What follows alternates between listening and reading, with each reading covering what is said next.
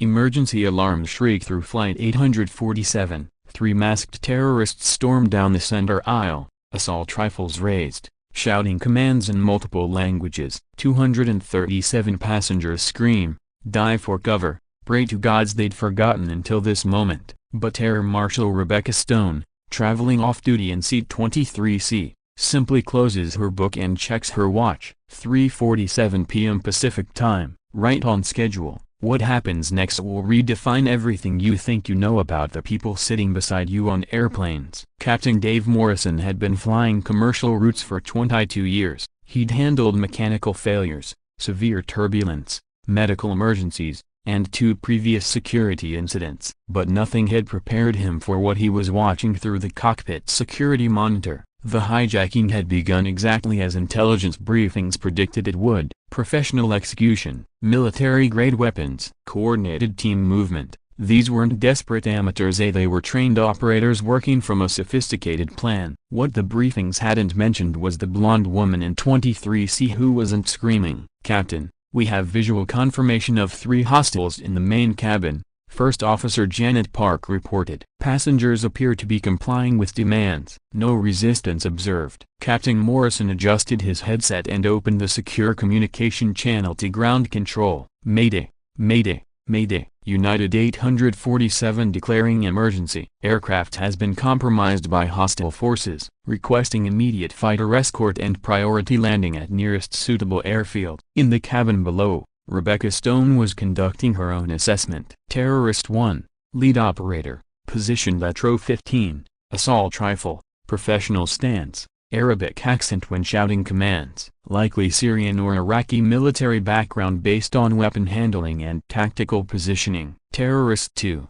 communications specialist, row 8, monitoring passenger compliance while maintaining radio contact with unknown external parties, Eastern European accent, possibly Serbian or Croatian. Terrorist 3, rear security, row 30, covering the back of the aircraft and watching for passenger resistance. No verbal communications observed, but professional weapon discipline suggested extensive training. Rebecca had been an air marshal for 8 years, before that, 12 years Army Special Forces, before that, 3 years as a military police officer who specialized in high-risk prisoner transport. She'd been trained to handle situations exactly like this. The problem was, she wasn't supposed to be working today. Her service weapon was locked in the cockpit gun safe, per standard off-duty protocols. Her backup weapon was in her checked luggage. Her tactical gear was at home in Virginia. All she had was civilian clothes, a paperback novel, and 20 years of training that nobody on this aircraft knew she possessed. "Ladies and gentlemen,"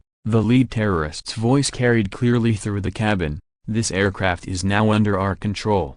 If you cooperate fully, no one will be harmed. If you resist, people will die unnecessarily." Rebecca noticed that his English was flawless. Native speaker, possibly American-born or extensively educated in Western schools. That changed the tactical picture significantly. "We require absolute compliance with the following instructions. All passengers will remain seated with hands visible. Anyone attempting to use communication devices will be shot immediately. Anyone attempting to interfere with our mission will be executed along with 10 other passengers selected at random." The math was simple. 3 armed terrorists, 237 passengers, limited space for maneuvering, no backup weapons, and unknown external support waiting at whatever destination they were planning. Rebecca had handled worse odds. "Captain Morrison," the terrorist's voice came over the intercom, "you will alter course immediately to coordinates I am about to provide. Any deviation from these instructions will result in passenger casualties." Through her window,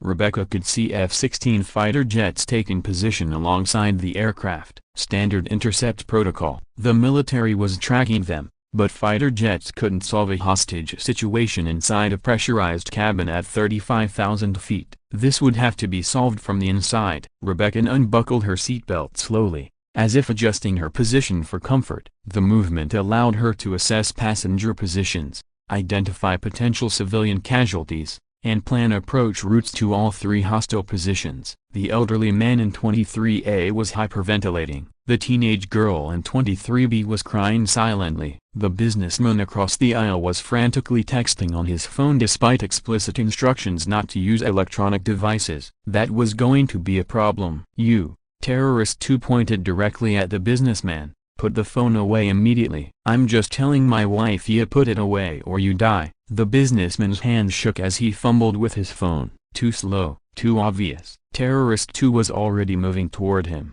weapon raised. Rebecca stood up. "Excuse me," she said calmly, addressing Terrorist 2 directly. "The gentleman is having a panic attack. He doesn't understand your instructions clearly. May I help translate?" Every passenger within earshot turned to stare at her. A middle-aged woman in a business suit, speaking to armed terrorists like she was asking for directions to the bathroom. Terrorist 2 paused, uncertain. His training had prepared him for screaming passengers, resistance, or complete compliance. Nobody had mentioned passengers who would engage in calm conversation. "Sit down immediately," he commanded. "Of course, I just wanted to help prevent any misunderstandings." The gentleman speaks limited English. He's from South Korea, traveling to see his daughter graduate from medical school. He doesn't realize that texting his family could be misinterpreted as resistance. Rebecca was making up the entire story about the businessman, but she was buying time to move closer to Terrorist 2 while appearing completely non-threatening. "I speak some Korean," she continued, stepping into the aisle as if to assist with translation. "Would you like me to explain your instructions to him in his native language?" Terrorist 2 looked confused. This wasn't in any hijacking manual. Passengers weren't supposed to offer linguistic assistance during hostile aircraft takeovers. "I said sit down." "Absolutely. I apologize for the confusion." Rebecca had accomplished her primary objective. She was now standing in the center aisle, 3 feet from Terrorist 2, with clear sight lines to both other hostile positions. More importantly, she'd established that the terrorists weren't prepared for passengers who responded to crisis with helpful cooperation rather than panic. That psychological advantage would be crucial for what came next. "Korean gentleman," Rebecca said loudly, addressing the businessman who was still fumbling with his phone, "these officers need you to turn off your communication device immediately for everyone's safety." The businessman looked up, confused by being called Korean but smart enough to recognize that the woman standing in the aisle was somehow helping him. He powered off his phone and held it up to show compliance. "Thank you," Rebecca said to Terrorist 2. "I appreciate your patience with the language barrier." She was now positioned exactly where she needed to be. Terrorist 2 made his fatal mistake. He relaxed slightly, assuming the situation was resolved. His weapon dropped from ready position to casual carry. His attention shifted from the woman who'd been helping with translation to scanning other passengers for potential problems. Rebecca moved like water flowing downhill. Her left hand deflected the assault rifle barrel upward while her right hand delivered a precision strike to his throat. The weapon discharged harmlessly into the overhead luggage compartments as Terrorist 2 collapsed, unconscious before he hit the airplane carpet. 2.3 seconds. "One threat neutralized. Get down, everyone get down," Rebecca shouted while stripping the rifle from the unconscious terrorist. Terrorist 1 spun toward the disturbance, but Rebecca was already moving. She used panicking passengers as cover, flowing between seat rows like she'd been born in airplane cabins. Military training merged with 8 years of Air Marshal experience to create something the hijackers had never encountered. A federal law enforcement officer with special forces training, fighting to protect civilians in the environment she knew better than anywhere else on Earth. Terrorist 1 never got a clear shot. Rebecca peered between seat rows, disappeared behind passenger heads, materialized in unexpected positions with angles of attack that seemed to violate the laws of physics. The assault rifle she'd acquired from Terrorist 2 became a precision instrument in hands that had been trained to use any available weapon with lethal efficiency. "Drop your weapons, Federal Air Marshal. Everyone stay down." Terrorist 3, positioned at the rear of the aircraft, faced an impossible tactical situation. His partner was unconscious. His team leader was under fire from a law enforcement officer who moved like smoke and shot like lightning. Passengers were screaming, making it impossible to identify targets or predict movement patterns. He had 2 choices: surrender or start executing civilians. He chose wrong. The moment Terrorist 3 aimed his weapon at a passenger, Rebecca put two round center mass from 40 feet away while moving laterally between seat rows. Surgical precision, no collateral damage, immediate threat neutralization. Terrorist 1 realized his mission had become a tactical nightmare in under 30 seconds. Professional plan destroyed by an off-duty federal agent who happened to be sitting in economy class. "I surrender," he shouted, dropping his weapon and raising his hands. "Face down on the floor, hands behind your head." Rebecca maintained weapon discipline while moving toward the surrendering terrorist. Around the cabin, passengers slowly began to realize the shooting had stopped. Some were still screaming. Others were checking for wounds. A few were taking cell phone videos that would later go viral on social media. "Captain Morrison," Rebecca spoke into the aircraft's intercom system. "This is Air Marshal Rebecca Stone. Badge number 4827. Aircraft is secure. 3 hostile subjects neutralized. Requesting immediate medical attention for passengers and crew. Also requesting federal law enforcement to meet aircraft upon landing." The cockpit door opened and Captain Morrison emerged, looking like he'd aged 10 years in the last 5 minutes. "Marshal Stone, how did you—" "I mean, you were listed as off-duty passenger." "Sir, I was off-duty, but federal law enforcement officers are never really off-duty when civilians are in danger." 2 hours later, Flight 847 landed safely at Denver International Airport where FBI tactical teams, paramedics, and enough federal agents to invade a small country were waiting. The investigation would later reveal that the hijacking had been planned for 8 months. Intelligence services had identified the threat but hadn't been able to determine which specific flight would be targeted. The terrorists had chosen Flight 847 because it carried several high-value corporate executives whose companies had defense contracts in the Middle East. What they hadn't planned for was an off-duty air marshal with special forces training sitting in seat 23C. Rebecca's actions saved 237 lives that day. She received commendations from the FBI,